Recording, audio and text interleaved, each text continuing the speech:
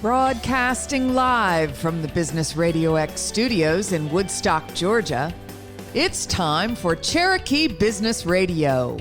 Now, here's your host.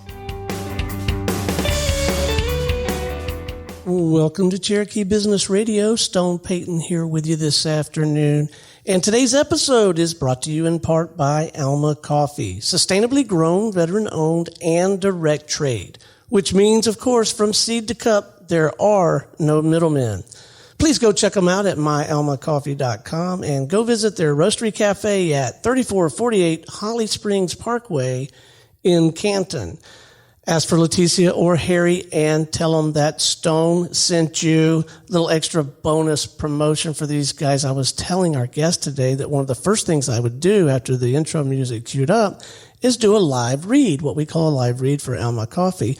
I began to ask her if she knew about those guys, and she immediately said, "Oh, I love that coffee. We love the guys. Yeah, I just had coffee today." So the Cherokee Business Radio crew is not the only fan base for the work that Harry and Leticia and family are doing out there. So please support them. Go check them out.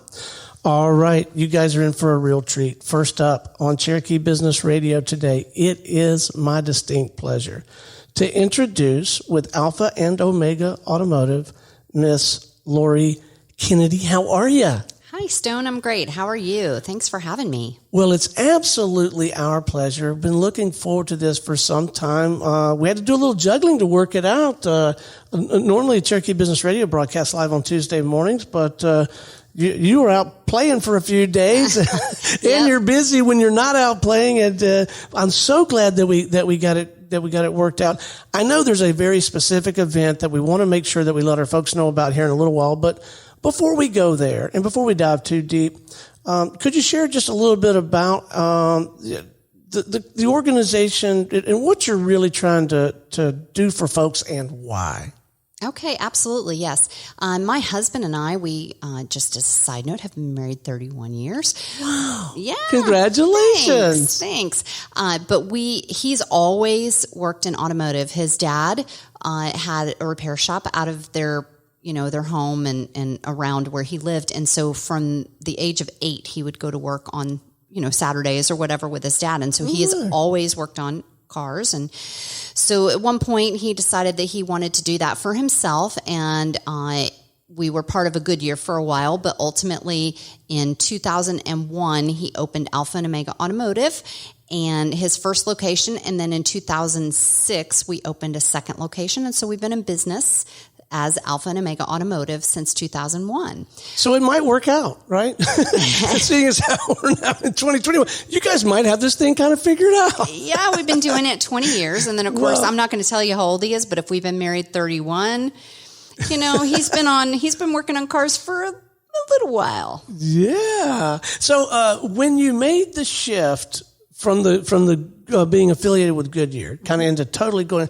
was that, did it feel risky? Was it scary? Were you both just ready? What do you remember? What were things like when you were making that decision? Yeah, it was absolutely scary. We had a partner and, my husband just wanted to be his own boss. 'Cause even with a partner, there's, still things that you have to work out and figure out. Sure. And it's another marriage. Yeah, it right? is. It is. And in that case, it wasn't necessarily a healthy marriage. So he decided he wanted to go out on his own. And so we actually, interestingly enough, he kept working as a mechanic while we owned the shop and hired people over there. So we were paying part of his paycheck to pay people for working over there because we just didn't have the clientele yet to really, we had to build that from scratch. And you didn't have this big treasure chest of working capital back in the closet either, right? No, we truly started this company, from ground up. We didn't have loans or anything. We went and bought lifts that were used from places that had closed down, and we started it totally from scratch. And he would go at night, and he would, finish up things, and I worked full time as well, so my salary was helping pay our bills. Yeah. And when I got off work, I would go and balance the checkbook or write checks for the day. Like it was, it was a lot. And our kids were young then too. But we, paid the dues, and we've been doing it for a long time, and we're grateful to serve our community. We've been in Woodstock. Our kids went to Sequoia, and so we've been in Woodstock for years, and we're family owned, locally owned, and we just are here to. We're living here, we have to face you tomorrow too. And so we want to do everything the right way. Yeah. You work on a person's car. You might see them at Ips or one of the restaurants or something tomorrow, right? Right. Absolutely. So we want customers for life. They're really part of our extended family. So going back again, I'm always fascinated in the early stages of an entrepreneurial journey. And I think many of our listeners are as well.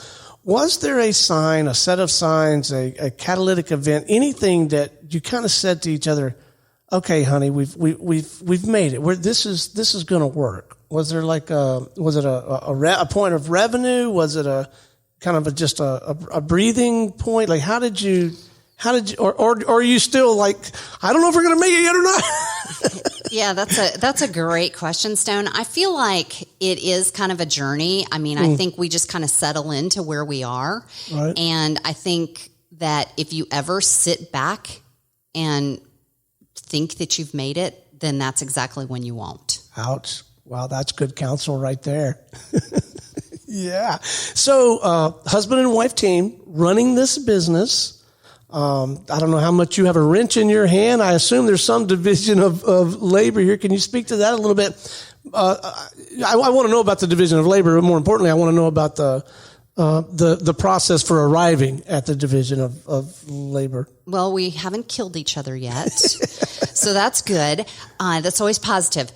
I actually have worked in another industry for years, and he's run this 100% on his own. Oh, wow. And then when COVID hit, I was in live events, so that obviously changed my life. Game over, or at least for a while, right? Right. And so I just jumped in and started helping, and we're still trying to really figure out, like, I know I can't even screw in a light bulb, so we know that the mechanic stuff is all his. Right. But I just tend to look at things a little differently than he does in reference to just the marketing side. The advertising side is something that he's always wanted to do, but hasn't had the time really to tackle that, because he's really a hands-on, let's fix this. And so I've been able to just strategically take apart each part of the business and make sure that we're doing things as wise as possible. But most of my input has to do with computer administratively, that sort of thing. Like, I'm helping with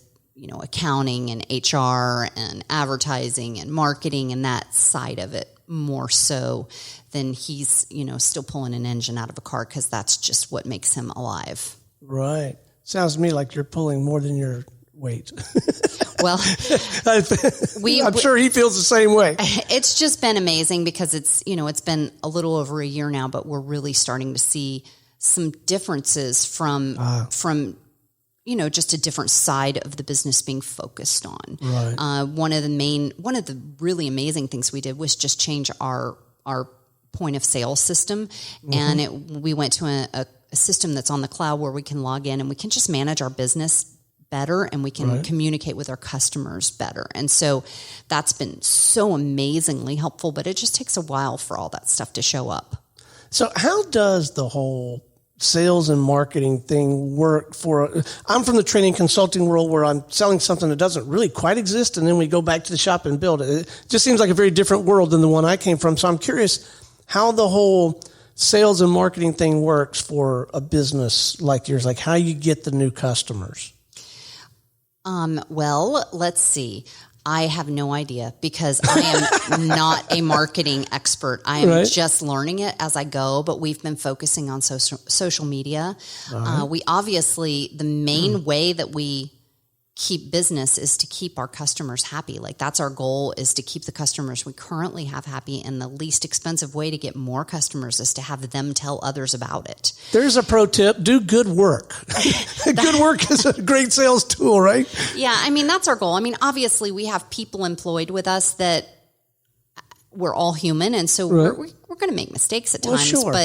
But ultimately, we're going to stand behind our work. We're going to fix our mistakes, and we're going to try to provide you the best services possible. We do try to communicate with our customers in such a way that we give them a way to plan. These things you need to get done today, or you're not going to stop at the next light, get your brakes done today, or it's going to be a problem. But, you're about at 100,000 miles, so you may need to get this done in 3 to 6 months. You may need to look at this in about 9 months to a year. So we try to give them kind of an action plan. See, now I would find that meaningful. I don't drive expensive cars. I drive a 2003 F-150, and one of the reasons is I like to hunt and fish. I know I'm starting to hear a little squeak. I know that before hunting season gets cranked, and I don't drive it much. I live a mile from the studio now. But before I drive down to Tallahassee and spend some time with my brother and hunt and fish, I know, we got to get the oil changed, we got to get things. But if I could go in and if someone were willing to spend the time with me and say, okay, Stone, you don't have to do all this today, but if you want to get ready for October, here's what you need to do. I would find that incredibly valuable because I don't know anything about it, and I need somebody I can trust. But I would really like to have that plan you're describing. Yeah, I'm still kind of trying to get everybody on board to think like I do, and help so that we can do that. That's our goal. I don't know that we're doing it 100% right now, but that's what we want. But I love that it's the intent, and I love that that's fair. So for whatever one potential, because I think I'm in your demographic, and I live right here in Woodstock. I have 2 tools at home: telephone and a checkbook. I'm not a handy person. I think I'm your potential client base, right? Yeah, absolutely. I feel like if you have a car that's no longer under factory warranty or dealer warranty, that generally speaking, you should plan on a certain amount that you set aside for repairs each month, just like you would a car payment. Like you've chosen to not have a car payment, which is amazing, but to have an expectation of no repairs is not reasonable. Right. I do think that we are not, I would love for us to be Chick-fil-A in reference to everybody who comes in is always happy. But when people come in, they're not necessarily excited to be there. And so even if we provide Chick-fil-A type service to you, that doesn't mean that you're happy that your car is not working. So I think our people have to overcome customers coming in that are already unhappy.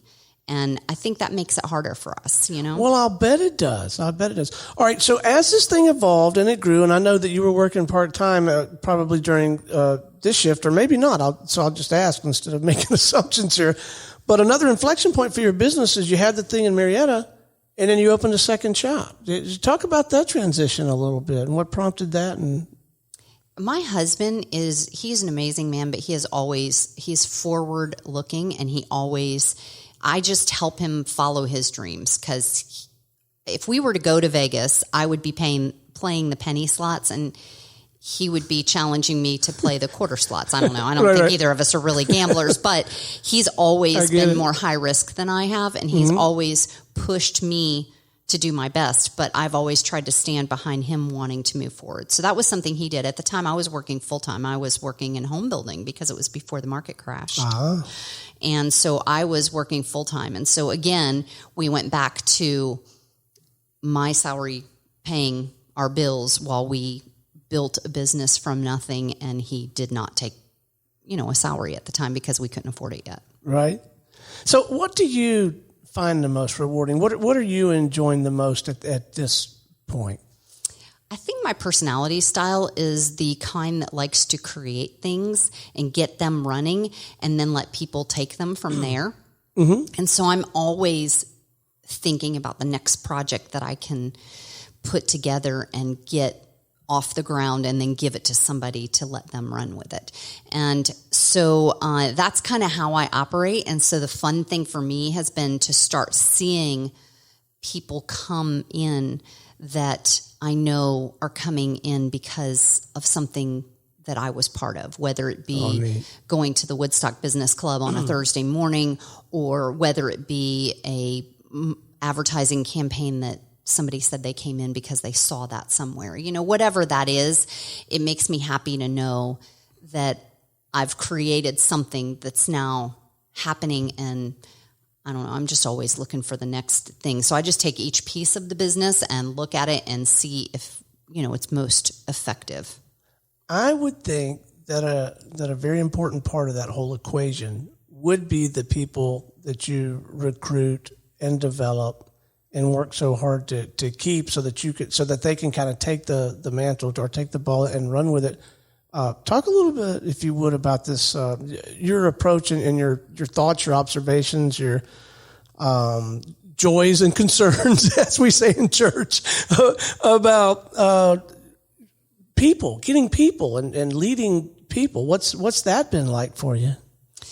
Well, I've led tons of people not in automotive before. So this is all new for me.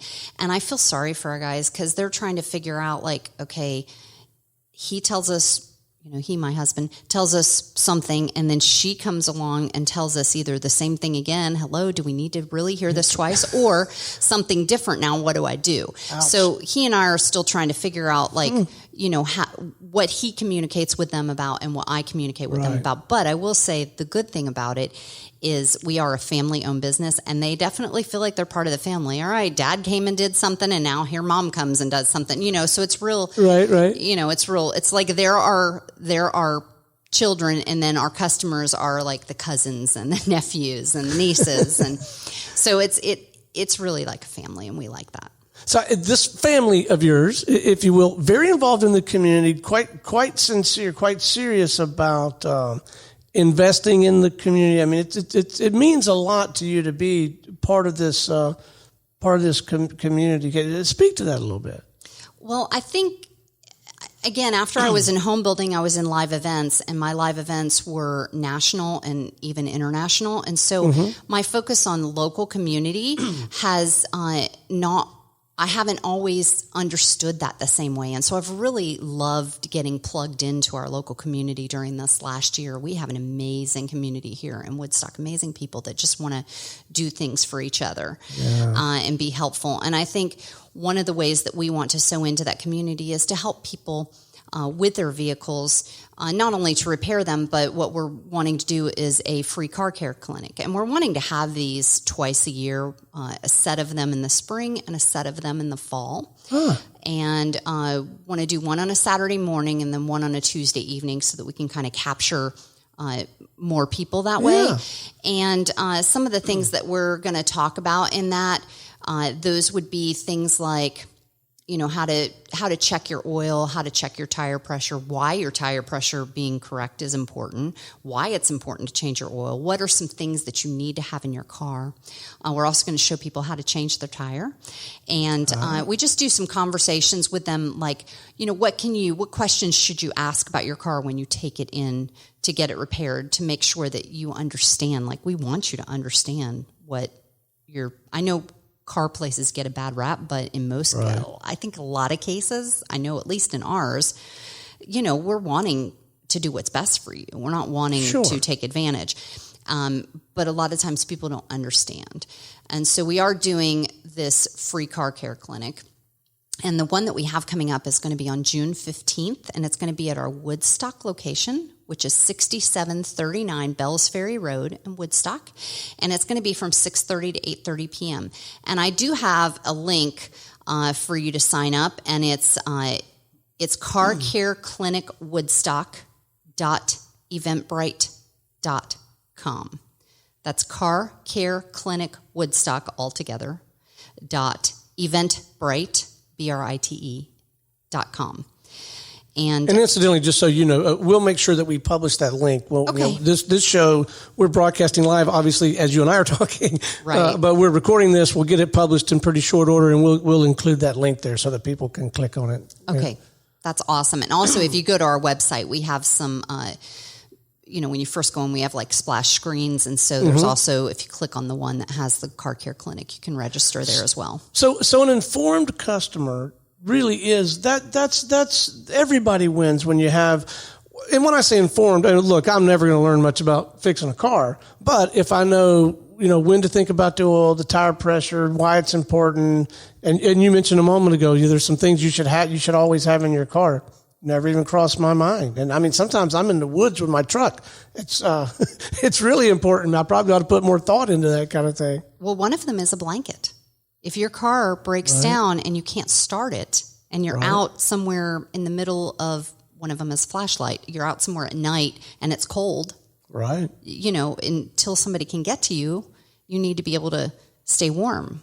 What if it was warm during the day and cold at night and you didn't have a jacket in your car? Just things like that. Well, I'm going to tell you right now, and again, we don't drive big fancy cars. Holly drives a 2007 Lexus, but it's our nice car, right? That's our nice car. And it is nice. I'll tell you right now, we don't have a flashlight or a blanket in it. And but we will by 2:00 this afternoon. But no, these are things, like if you wanted to learn some things about doing a radio show, maybe I'd have a few tips. Okay. Yeah. But this is really meaningful to me, right? I'm going to go home right now because we have 3 or 4 flashlights. I know right where they are. Well, I'm going to grab one of them, put fresh batteries in it, find a blanket and throw it in the back of it. That's really, just stuff like that's meaningful. It's important. Yeah, I think about all the people. I know it was several years ago, but they had the ice storm and people got stuck all night on the road. And at some point you might run out of gas if you don't stop your car. So anyway, I just think, so we're going through those. But ultimately, one of the things I really think that people don't understand about the automotive industry is, for example, if your engine blew and you took your car in to get it repaired, they can't tell you what caused your engine to blow until they get your car running. It might be something that's obvious, but what happens is people go in and they get this big bill or this big quote for an engine, and then after the engine's fixed, then they get another bill or quote for, a radiator or a thermostat or a fan or whatever. It could be a multitude of things. But that's the root cause of the thing. Right. See, people don't necessarily understand it. If you think about your health, like your stress is what caused all these other things. But if you have to go back to whatever that root is. And sometimes, that would mean that you have to correct the first problem before you can even tell what the next problem is. I think communication is important. And sometimes people don't know what they don't know. And people who work in the industry are like making assumptions that, they'll know that, but that's what makes me think it would be so valuable and so important to have a relationship with your mechanic, so that you're starting in a place of trust where this person's not going to gouge me. They should get properly compensated for their work, but you're starting at a place of trust and to communicate so that you don't have your sales guard up so high that you're not letting them properly serve you. So, yeah. And it's interesting because you do have some people who come in for an oil change and they're like, well, I really want to get a report card on my car. And then you have some people that come in for an oil change and they're like, if you tell me anything else I have to do, I'm going to feel like you're ripping me off. So it's hard to know how to communicate with people in ways that are going to be effective for them. Right. So I'd like you to look at my brakes, and then I would like you to tell me that I don't need to do anything. That's what I want. Right. No, I'm kidding. But no, I've heard them squeak lately, and I'm thinking, okay, I don't drive it that much, but before I get going, I got to get down there and have them looked at. Now, is there any wisdom at all? I'm not this guy because I'm not going to invest the time and energy, but I wonder, is there any wisdom at all, like me going to, let's say I do need brakes, and me going and getting the parts and then bringing them to you? Is that a way to save money and time and energy? Is that a good thing, or does that make zero sense? Or I was in the shop yesterday and a man came in and he said, hey, my brakes are squeaking. My friend did them for me. Can you figure out why they're squeaking? Oh my. So now he had his friend do them, but now he's going to have to, have them looked at. Right. There's a couple things that we also had somebody who wanted to put in their own alternator. They brought it and it didn't work. So then they had to pay us to put it in. Then they had to pay us to take it out. Oh my. And then they went and switched it out and they had to pay us to put it in again. So ultimately, and it doesn't have a warranty from us. Right. Because they brought the part. Right. So they ended up spending more and didn't have a warranty. So, you wouldn't go to Kroger and buy a steak and then take it to Longhorn and ask them to cook it for you, would you? That's a great point. Right. No, you wouldn't. And you don't expect to spend what you would spend at Kroger for a steak at Longhorn. Right. So, and ultimately Kroger's making money on the steak, even if you buy it there. So it's the same concept. Like you could go buy your parts and the parts place is making money, or and then you could bring them to us, but you're not going to have a warranty. And if something's wrong, you got to pay to take it out and then put another one in. Or you could pay a little more because we're paying for that warranty, or we're covering that warranty for you in case there's something wrong with the part. Well, I'm glad I asked. I wasn't going to do it, but now I'm definitely not going to do that. But no, man, what you're saying makes perfect sense. Before we wrap, I would like to kind of talk to the other entrepreneurs out there, maybe even particularly the budding entrepreneurs. Maybe they are working a regular full-time job, but they've got this side hustle, or, their spouse or partner or somebody's trying to get something going. Two things I'd like to chat about just for a moment or two before we wrap. One is your experience in trying to get that done in this community. I'll tell you my experience real quick, and I have every reason to believe this is not unique. I've been in town. I've lived here for a little over 30 days. I started poking around maybe 4 months ago. This community has just embraced me like a long-lost son. Everybody at like Woodstock Business Club or in Woodstock, I mean, they want to help. They're trying to help me find sponsors. They help me find great guests. I mean, they really, I'm just blown away at the way that the Woodstock community has chosen to welcome me into the circle. Is that consistent with your experience? It absolutely is. I think, if I'm being honest, I've taken it for granted because I've been here so long. Oh, yeah. But I've also, again, my job hasn't had me focus in locally until the last year when I was helping my husband. And so as that's happened, I've really come to see all of the camaraderie and the Samaritanism and all of the amazing things about our community. We do have a great community of people, and I'm just honored and humbled to be part of it. I mean, I really don't want to take it for granted. Living right here on the edge of town, the Woodstock Business Club, we meet on Thursdays at Reformation Brewery. I mean, we're talking about a 5-minute walk from my back door. So I feel just so fortunate. I can't wait to get up on Thursday mornings and walk down there and hang out and listen to the folks. So the other part of that question or conversation that I'd like to at least get going, we'll probably continue the conversation as we get to know each other better. I don't want to take it for granted. So some tips, some ideas, some counsel to people to fully leverage that opportunity, take advantage, and what are some tips to make sure that you take full advantage of the fact that we have that kind of business community here? Have you found yourself like just really trying to help the other person? And that the only tip I could come up with while I'm talking out loud and just, if you get you've heard like see something, say something. I'm like, well, if you can help somebody, just hurry up and go do it. Yeah. It'll swing back around to you somehow, right? Yeah. I think, ultimately I'm wanting to get better at making sure that my thoughts are of others instead of myself. That's something that I'm working on, and want to continue to work on. But I think, the more that you do for others, it'll come back. I mean, it'll come back. It's not in vain. It's not a waste. Like we as a community, if we reach out and we try to raise others up, then sooner or later we're going to be raised up as well. And there's no reason to do it for that purpose. It will just happen. And it's rarely, if ever, a straight line, right? It swings back around in the side window.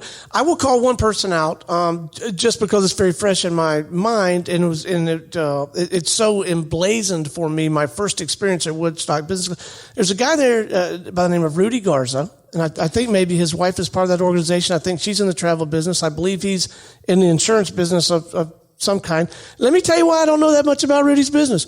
Rudy never talks about Rudy. He's always trying to help you meet somebody else. Oh, you got to meet Stone. Stone, you got to meet Jill. Hey, you really ought to talk to Bob. I think Rudy, at least in my experience, is not about Rudy. Yeah, and I want to be more like that. Right. Yeah. And that's Elias. Yes, he's somebody that I look up to. He's awesome. He is actually now doing some quotes for me because I trust him. Well, there you go. You start See doing that? life with people and they trust you. And he also asked to be part of this car care clinic as well. So cool. he's been kind of sponsoring us on that as well. Oh, fun stuff. That is fantastic. All right. So before we go, let's make sure that our listeners have all the appropriate points of contact, whatever you think is appropriate, whether it's LinkedIn or email, phone number, and that. And then let's swing back around and let's leave them with some specific details again about this upcoming clinic. Okay, our website is alpha-omega-auto.com. We have 2 locations. One is at 4035 Canton Road in Marietta, and one is at 6739 Bells Ferry Road in Woodstock. Our Marietta location's phone number is 770-928-0006, and our Woodstock's phone number is 678-483-5995. We have some amazing people in place that would love to take care of you. Fantastic. All right, and let's talk about this upcoming event one last time. Yeah, it's June 15th, which is next Tuesday night, and it's from 6:30 to 8:30 at our Woodstock location, and it's totally free. And we're just going to show you how to do some things on your car, check your oil, and why some of these things are important, check your tire pressure, and that sort of thing. Marvelous. Well, Lori, this has been such a delight. Thank you so much for coming by and hanging out with us and sharing some of these ideas with us. I have thoroughly enjoyed the conversation.